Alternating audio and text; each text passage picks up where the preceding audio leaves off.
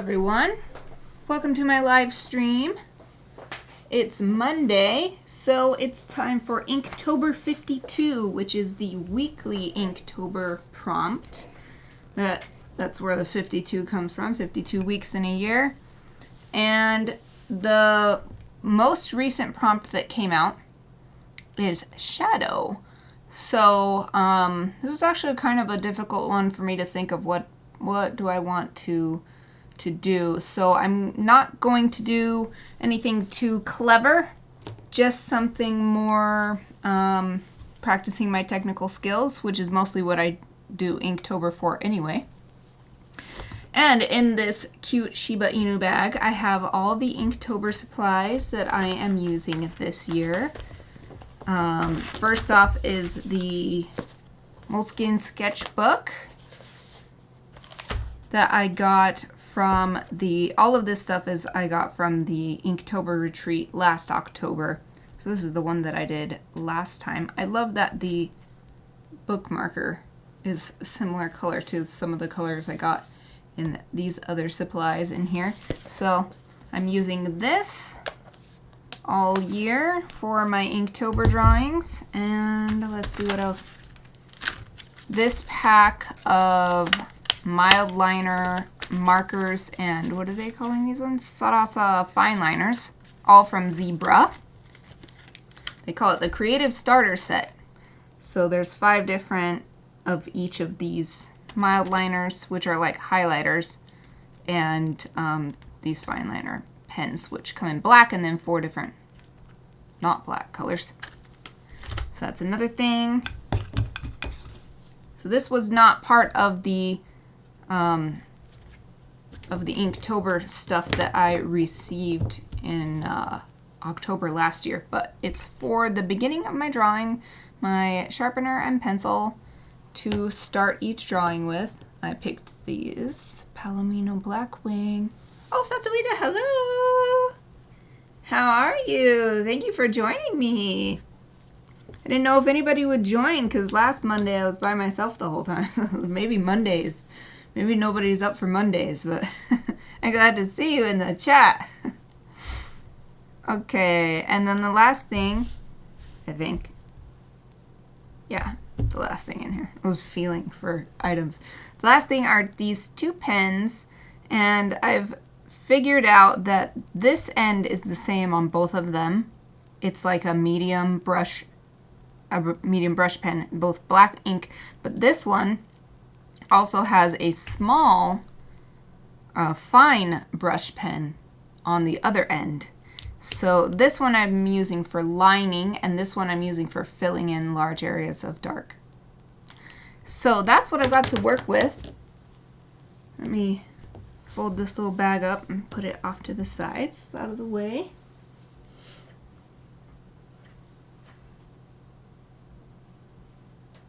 There we go.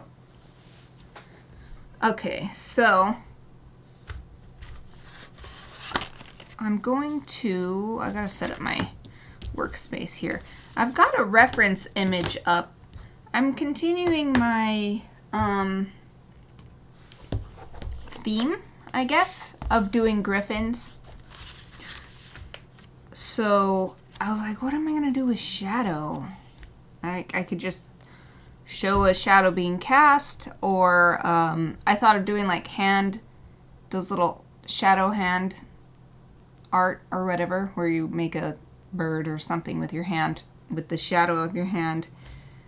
And I was gonna go with that, but then it just seemed like so much work to try to figure out how to make that look like a griffin, because that's my theme, is to do everything with griffins. So here's the 2 that I've done so far, both griffins.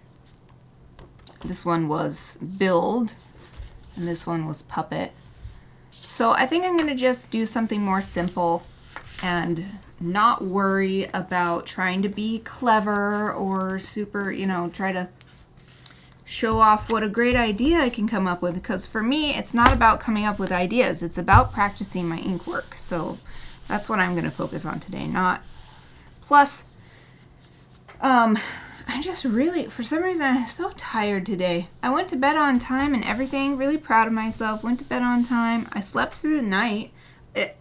I did get warm in the middle of the night and woke up, but it's not. I was able to fall back to sleep. Anyway, I don't want to have to try too hard. I'm taking it a little bit easy. So the picture that I have up is like people's feet, and then they're casting a long shadow. So I thought maybe I would just try to have a gryphon and then a long... I want to practice how the shadow works. Like, it's more precise and, what is the word? Like, it's got a very sharp edge when it's close to the origin of the shadow. But as it comes away, it gets bigger and very fuzzy. And so I thought I'd just try to depict that in ink and practice that. And it'll just be a gryphon's shadow instead of a... This is like a group of people in this reference picture. Oh, what does Satuita say? Doing well. Just got back from studio time at the gem center. Oh, good.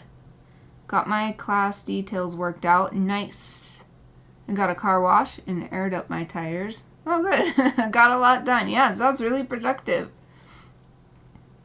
Taking it easy is always the best choice, in my opinion. Yeah, especially I stream at the end of my workday, so I've worked today. So I'm already tired, but still managed to be productive, and so by now I'm just like, oh, I'm feeling pretty tired. So I think maybe I'll just do a gryphon just sitting. Nothing too complicated. Here's the back foot, and then like the haunches and the tail hanging down. I'm gonna have its tail just out and back, like it just sat down or something. It didn't curl the tail up to be comfy yet. And then, so the body would be going up like this. So maybe there's the belly is coming down right here. And then the front feet are the bird feet. So let's draw just a generic bird foot. Again, not trying too hard. Today I'm going to take it easy. I don't know why I'm so tired. And then I got some annoying news from the USPS about another one of my jet pens packages went missing. And this is the second time in 7 months, and I get dozens of packages, and none have gone missing except for 2 jet pens. And I'm like, this can't be a coincidence. But then they were just like, the carrier says it was delivered, closed. Like, so I guess I have no recourse, and it's like, now I gotta order that stuff again, or just like, I don't know. So I'm not feeling very enthusiastic right now anyway, because it's really annoying news. It means that I just can't order from jet pens anymore, or else unless I'm willing to pay extra for not USPS shipping. That is an option. So yeah, just gonna take it easy for various reasons today. Okay, so bird feet are so much more complicated than lion feet, because lion feet are all fluffy. So it's just like a big fluffy thing. It has like maybe some little claws coming out. Look at some claws. I think the thing I'm most disappointed about that jet pens order is that I had ordered this super cute Kirby pencil case. And now it's lost. It was either misdelivered or worse. I have no idea. I don't have evidence for anything other than it never made it here. So, I don't know what to do, whether I should just forget it and say, whatever, I don't need the Kirby pencil case. I mean, I did in the meantime, because I wasn't ordering just because it was cool. Like, I needed a pencil case to hold all my stuff. I'm gonna show, I actually found a perhaps even better one in a practical sense. This was on Amazon. It's the same brand as my planner, Kokuyo, and it's the Hako Bees, so it's their business line, but it is so good. It is so slim, but it holds way more than what I was using before, which was 2 different pencil cases. And then just like, look at this, you just snap this thing on the side. Okay, well, my desk is angled forward, so it won't stand up straight in here, but it just stands up like this, and then all the pens are all nice and neat, so you can pick which color you want, and like everything is easily accessible and so organized and so good. I've got my little washi stickers in here. So that was like a silver lining, because I would not have looked for this if my Kirby pencil case hadn't gone missing. And this was actually even better. The Kirby one was just super cute and seemed like it would be big enough, but it was definitely not as good as far as organization, because it just had 2 big pockets that open like this. So just everything would just be laying down in 2 pockets.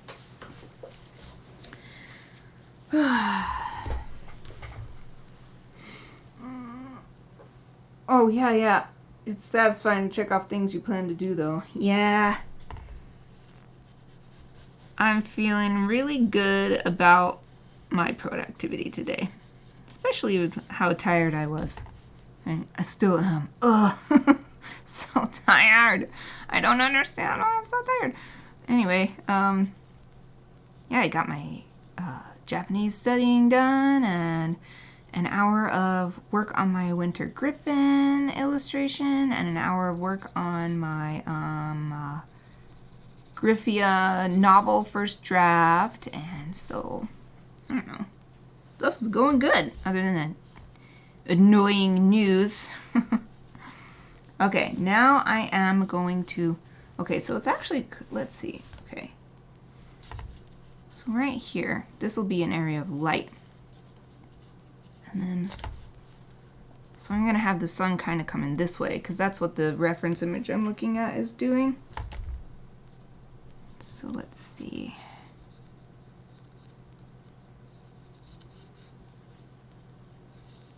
And this one comes down further because the body is like up here like this. In fact, it should come up like this, because the body would be curving up, so this should curve up. So I should just erase just a little bit in here. And then I'll swipe this off.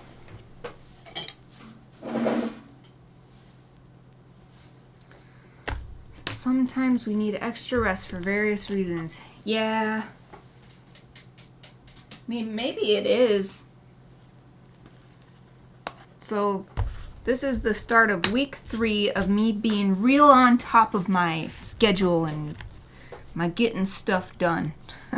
And like, it's like even my hand has been bothering me. Like, this part has been like, I don't know, it starts to bother me by the end of the day. And I think it's just because I'm working so much. It is great, because that's exactly what I want. I want to be doing. But it is kind of hard. So hopefully my hand like adapts. But maybe that's part of the reason why I'm tired, is it's like my hand is tired.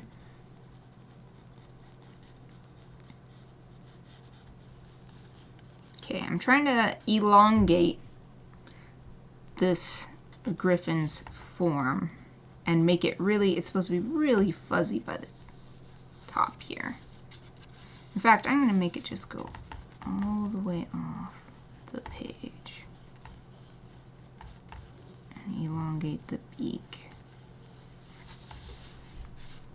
So if it is, let's see, so if the head is really big and long, and then we'll do this to sort of indicate the wings, I guess, because it's just really fuzzy by the time it gets here. By the time the shadow reaches all the way down here. Well, let's see, so then we've got a shadow coming off the tail and then coming up off the back of the haunches. And let's do this like it has its wings kind of lifted for some reason. Okay, I've got to visualize this. Okay, so here's the body. Body comes up. There's like a head. Right, let's see. Okay, I need to make the chest come out. And then, there we go. Something like that. So the chest will be coming out in front of the legs. Oh, and this should actually be farther back.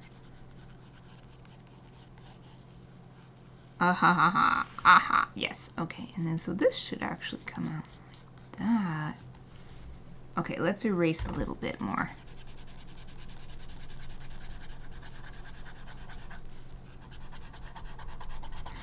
Well, thanks for listening, because I actually feel better just explaining my woes about that lost package. It's not the worst thing that could possibly happen in the world. It just really sucks. It sucks. It's annoying. It's a big waste of money. It's just like money gone. So,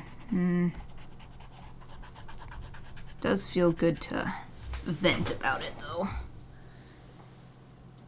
Because it's like that kind of thing, cause even though when you think of it in numbers, maybe it's not that bad, or compare it to other things, but it's just like one of those things that makes you feel powerless.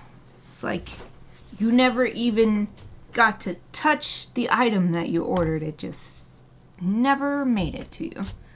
And then everybody's like, well, we looked and it's not there, so it was delivered, or something. Like, you didn't even try. At least that's what it feels like. I can't say for sure, and they probably did try. Give them the benefit of the doubt. Okay, I think this is good enough. It kind of gives the look of a griffin, or something is coming out here, even if you can't tell for sure that it's wings. So I'm going to call the sketchy part done. I like to line this cap up with the body so that it doesn't roll away. I realize that if I don't line it up good, it still rolls away even though it's got these flat edges, so that it won't. Well, flat edges, flat planes, because the edge is where the planes meet. Okay, so I don't think I'm going to use any color for this. I want to try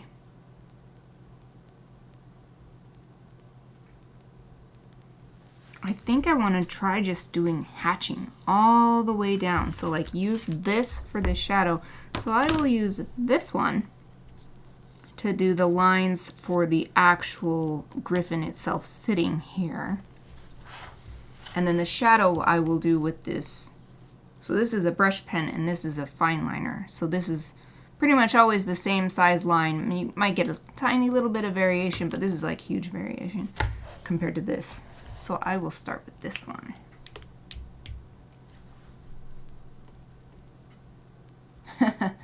Yeah, I do like going to the Catalyst Arts Collaborative Open Studios because we share artist problems. Get it off the chest. Yep. Yep. Thank you for being a captive audience to my woes. Okay. Draw this little lion or tiger or something foot.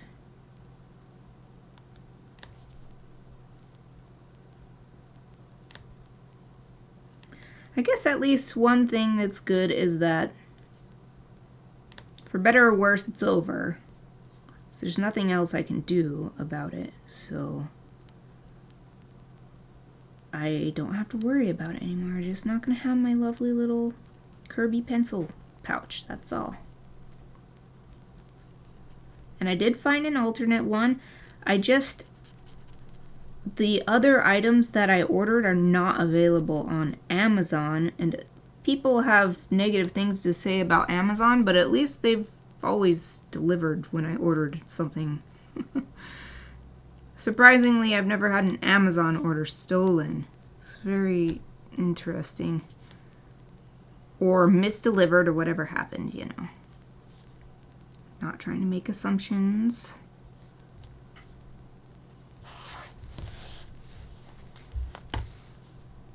So I was able to get that alternative pencil case on Amazon. And unfortunately, they don't have any of the other things that I ordered, even though it's the same brand. So I'm gonna find some other way to get those items, or let's find a close enough alternative, I guess.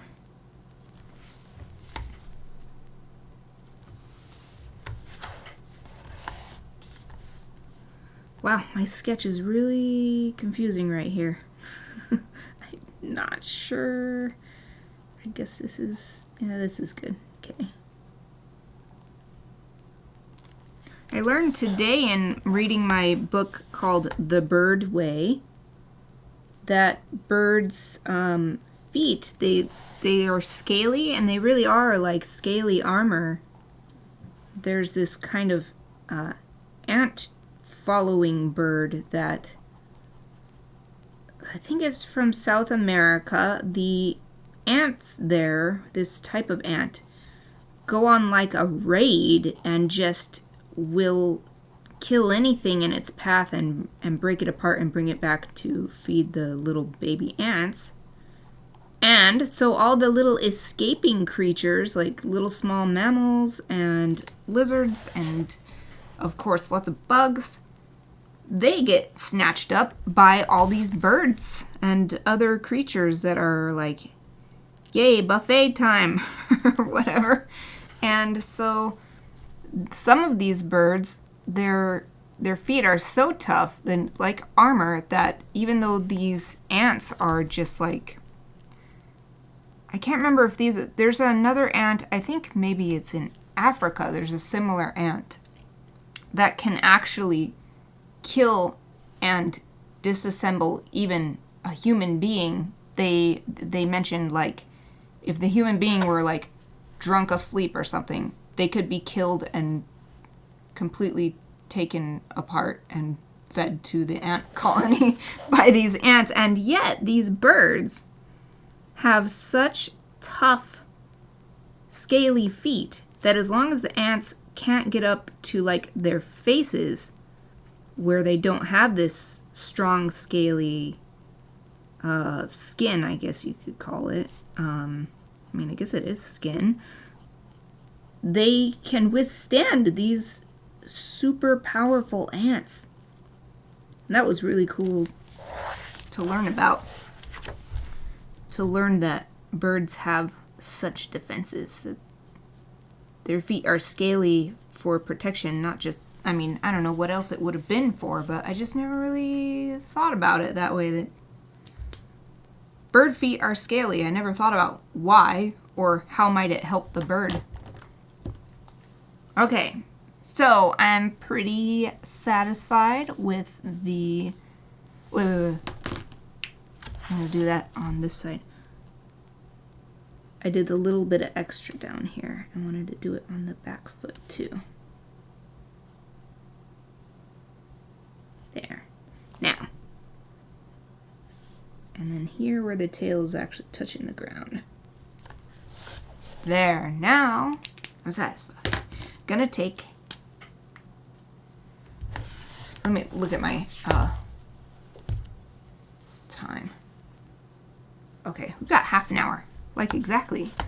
So I shall just start doing hatching within the confines of the sketchy lines.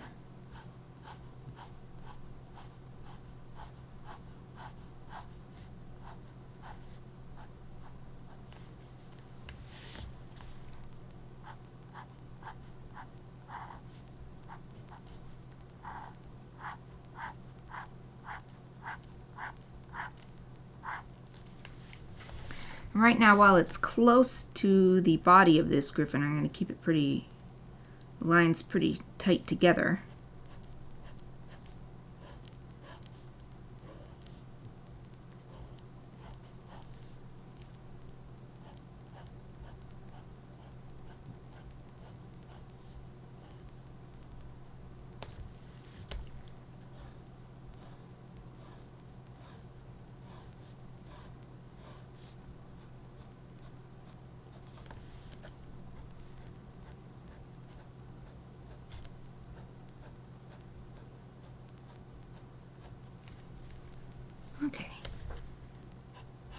as I go higher, I'll make them a little farther. Each line will be a little farther apart, but I'm not that high up yet, so.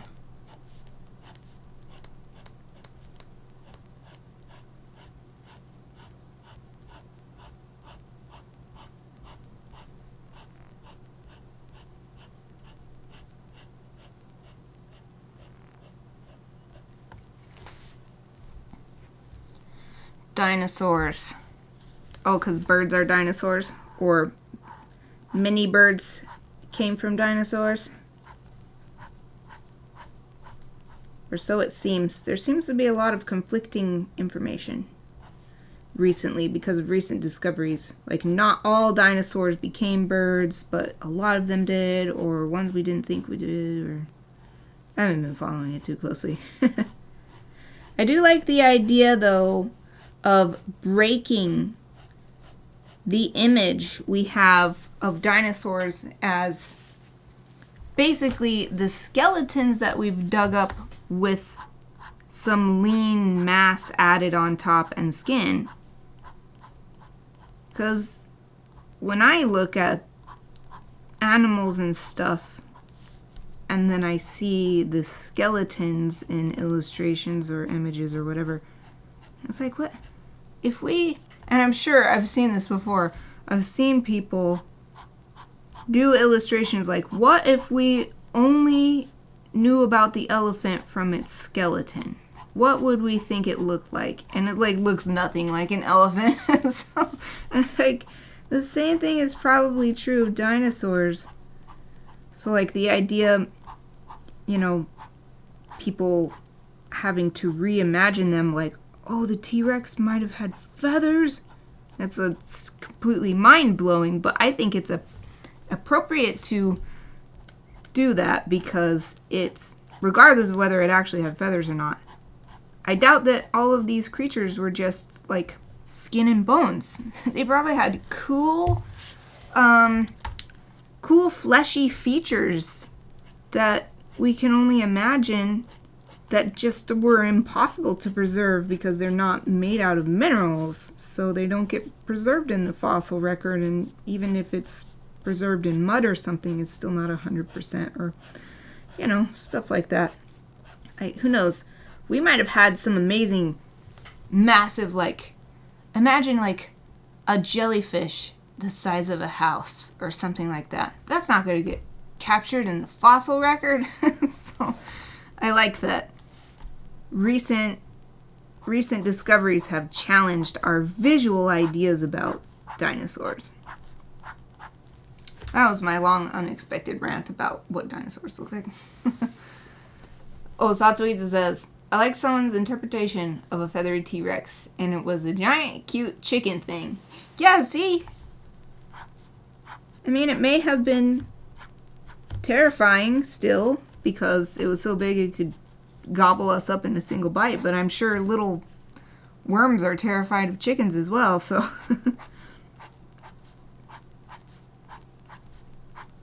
Maybe they did not have any fur or that kind of stuff, but sure, they could have had like big bulbous things, like, I don't know, like a frog neck or some, like, all kinds of cool stuff they could have had, and we would just never know. Unless we get some sort of, but even the, I read that the half-life of DNA is only like 600 years or something. So it was basically like saying, like, Jurassic Park could not happen because the DNA is so old, it's never going to be complete enough to actually properly reconstruct. I mean, even in Jurassic Park, they sort of explain that by saying that they combined it with frog DNA. But still, it's not likely that we will be able to analyze the genome enough to virtually construct, this is what I'm imagining, like virtually read the DNA and say, oh, it probably looked like this. There's probably just not enough DNA left in the bones or whatever thing.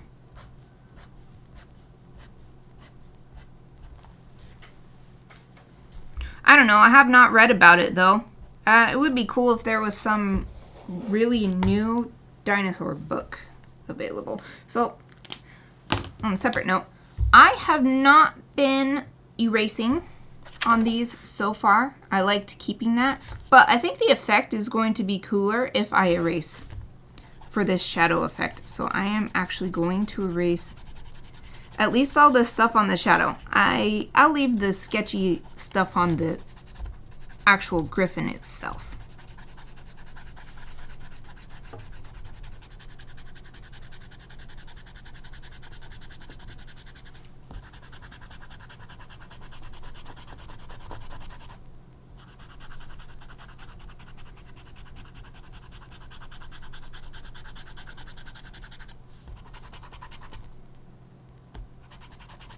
Checking to see if I should pull more eraser out, but it seems like it's okay still.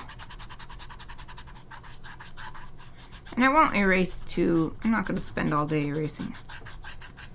Not too worried about it. I'll do just a once over and that'll be good enough, even if there's some left over.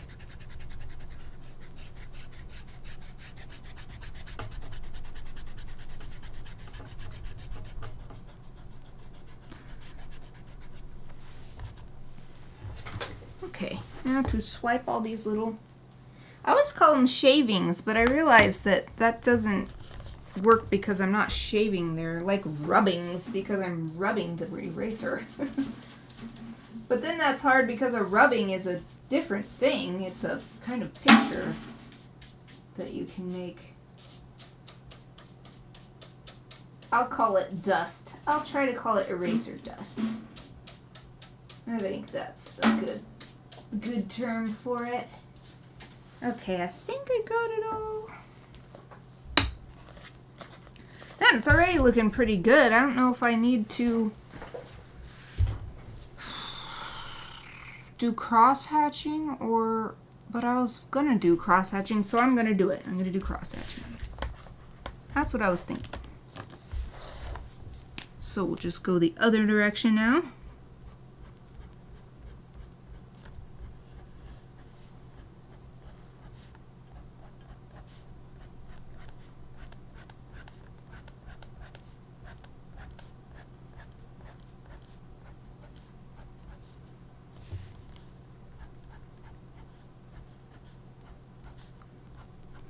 For some reason, lots of art teachers and professors I've had over the years have problems with cross-hatching. They're always like, don't do cross-hatching. And I never really understood why, but maybe it's just because if someone does it without having practiced and understanding what, like when students do it just as an experiment, but that experiment is their final submission, and then it sort of misses the point of the assignment. Maybe that's the reason why so many professors have been like, they don't like cross-hatching, don't do cross-hatching. So I like cross-hatching. I've always liked it. It has taken a lot of practice to figure out how to get it to do what I want and not. I think that a problem with cross-hatching is that cross-hatching can take the center stage and take the focus away from the actual subject of the drawing. Maybe that's another issue.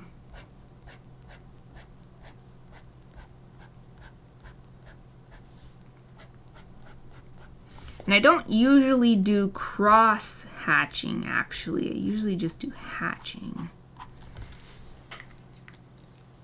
But I like this. I like this effect. I feel like using cross-hatching or just hatching gives it that sort of translucent shadow effect. Makes it look more like a shadow.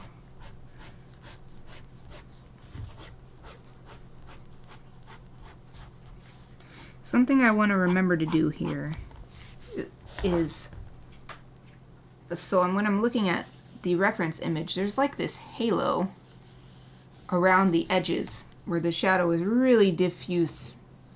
And there's still a pretty good, you can tell like, oh, this is the shape of a head, these are the shoulders. Because I'm looking at a person reference, of course, not a griffin. There's not really a griffin photo for me to look at, but I'm gonna try to replicate that by not doing these all the way to the same edges as these ones and see what that looks like. Ah, maybe it's been used as a lazy technique. Yeah, I can see that. In fact, I think I have seen it, now that you mention it, thinking of classmates' work. There's really bad cross-hatching, lol. Oh, thank you. Yours is good because it's controlled. Well, it's not as straight as it might be if I were to use like a ruler or something, but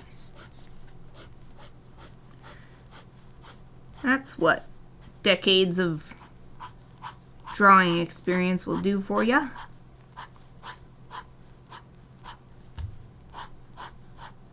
I think that what really matters is just being consistent. So like even though my lines aren't straight, like they're all wiggly from like each stroke is like wee, wee, wee. Like there's this little bit of variation, but like trying to do them at generally all the same angle and stuff like that. And that really helps make a difference in the overall feeling of what the cross-hatching imparts.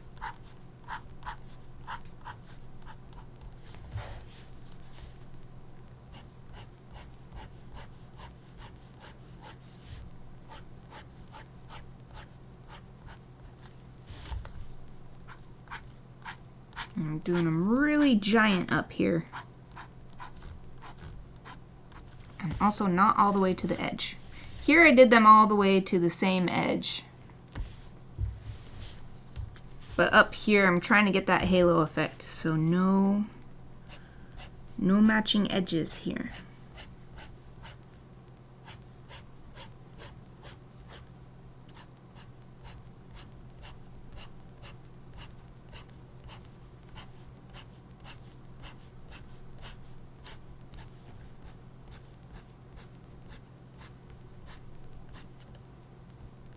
Ugh, it's getting hard to do this part because my hand doesn't have something to rest on.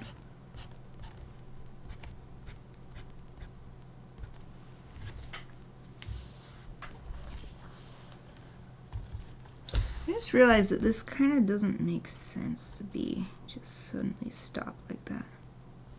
Let's do a few more out here like that. Maybe, boop, maybe a couple like that there. Something like that. There, a little bit. I'm gonna hold it up to the camera and then you could see the smaller cross-hatching toward the bottom, tighter, and also goes all the way to the edge of the shadow, but then as we go up it's much farther apart and not going all the way to the same edge.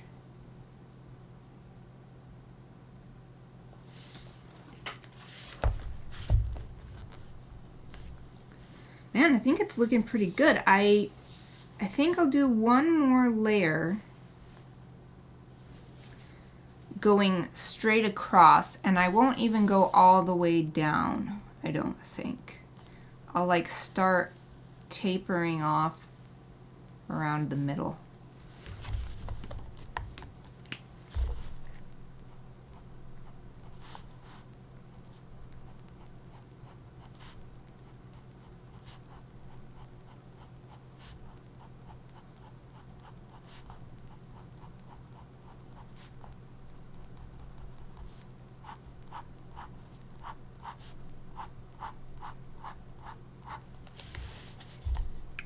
Ooh, I'm starting to get hungry all of a sudden. I did not have my afternoon snack because I was dealing with that dang package going missing issue. That's why I got started late streaming today too, because I was working on that instead. I say working on it, but it was not really anything I could do.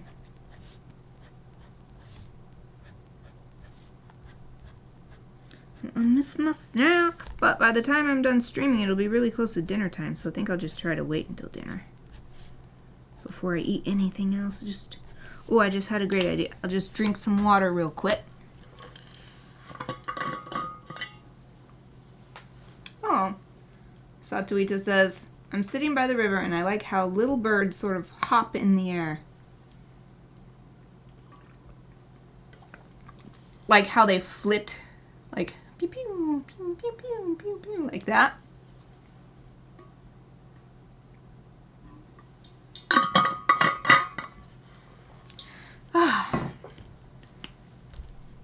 Nice big drink of water. Yay. Fill my stomach with some mineral water until dinner time. And we're gonna have yakisoba, vegan yakisoba. Yummy, yummy, yummy. I can't wait. I love yakisoba.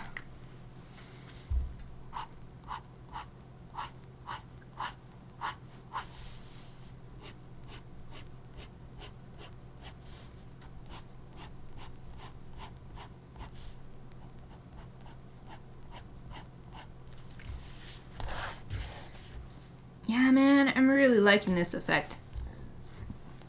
Oh, excuse me.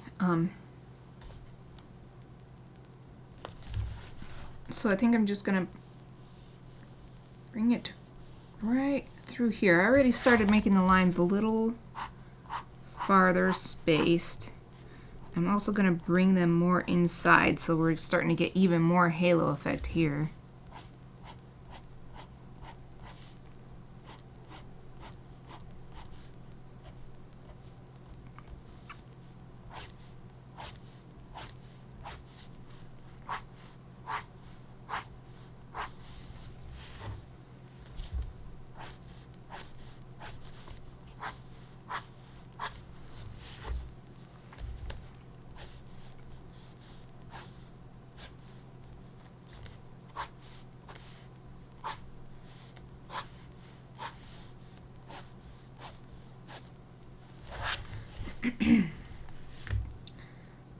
Yeah, I think I'll actually, so I'm going to stop the horizontal lines here, but I'm going to do a little bit more over here because the wings, if they are unfurled, then the light would be coming through them, and so the shadow might actually be a little lighter anyway. I mean, maybe it wouldn't, but I'm just going to go with that logic. I've never seen a giant griffin, at least the size I imagine them. No one's seen a griffin. What am I talking about? Never seen a griffin. They don't exist. It's not real. They only exist in the hearts and minds of the people. Dang, dude, I'm happy with this. It's a little early, but I think I might call it good because this is exactly what I wanted to do. How have I been writing this? I will just jot down Inktober52 shadow, and then I've been writing the date. I can't remember my own formatting for 23rd January 2023, and then I will sign it. Where will I sign it? I'm going to sign it right in between the front and back legs. There. Satuita says they almost hover for a sec after they flap the wings. Yeah, I bet they do, actually. I bet they do hover. Well, some, like little tiny, there are these little tiny hummingbirds that really can hover. Like, they can do their wings like this, I think.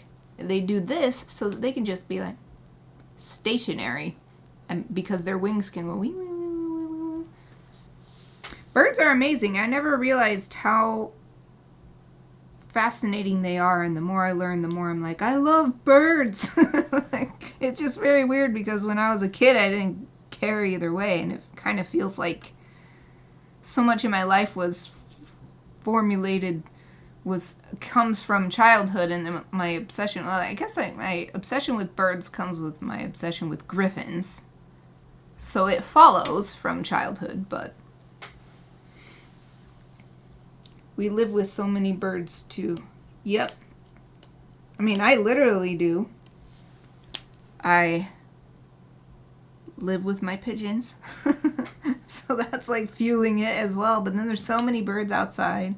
And it feels like every year I always notice some new bird call and I have to look it up. And so I've like learned the sound of like a great horned owl and western screech owl, the black-capped chickadee.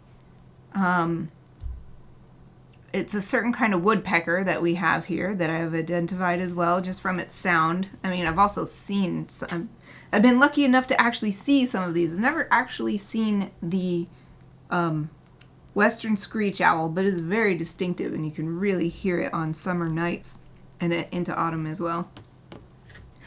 Okay, so I'll just do one last little close-up look at this Inktober. I'm quite happy with it. I think that even though I'm doing a close-up, it actually looks best far away because then you get the nice shadow effect from the hatching. But this is just what it looks like from like each individual line. And then as you pull back, it just, wow, it's a shadow. Wow, I'm really happy with this. I wasn't sure how effective it would be, but I am very pleased with it. It's so cute when woodpeckers do their mating dance. Oh, I know! I got a video of it earlier this year, or was it late last year? It's very relative, like within the past few months. Maybe it was the end of autumn or something. I saw them doing it, and they were like, or I don't know. I got the video because I was like, what the heck is that sound? And I saw them above. Yep. Birds are so awesome. I love birds. Okay. The dissipated effect works well. Oh, thank you. Thank you. Yeah, like I said, I wasn't sure, but I'm liking this Inktober weekly challenge, doing the weekly one, because I can just, it's just practice. That's all it is. It's just practice. So if it doesn't work, there's nothing wrong with that, because if nothing else, I have learned something.